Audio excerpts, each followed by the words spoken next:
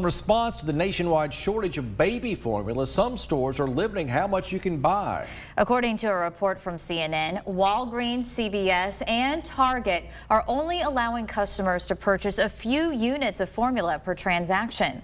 News 12's Chris Ewan joins us now live with what it might be more difficult to buy formula in some stores than others. Chris.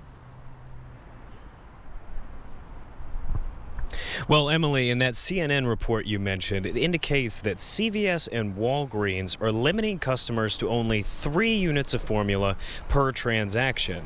At Access Pharmacy in Hickson, those sorts of limits have not been put into place, but that doesn't change the fact that baby formula is just in short supply right now.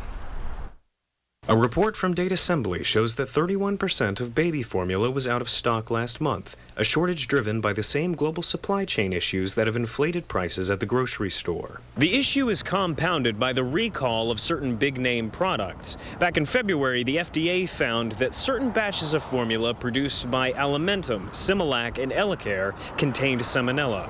Now, CNN is reporting that CVS, Walgreens, Walmart, and Target are limiting the amount of formula that can be purchased at a given time. And according to pharmacist Jacob Standifer, this is due to how larger companies source their formula. They may have to change up where they're getting products from. So a lot of the bigger stores, they typically order from, set wholesalers, 1 or 2 places, whereas at the local level, we can order from anybody we want, pretty much. While supplies are limited, Access has not capped how much formula a customer can buy. So at this time, we're still taking orders on it, not putting caps, but it just depends on the specific formulation that the patient's needing. CNN reports that Walgreens and CVS are limiting purchases to 3 units per transaction, and Target is limiting online purchases to 4 units per transaction. If you buy 4 cans of formula, for the week, that should be plenty for most babies.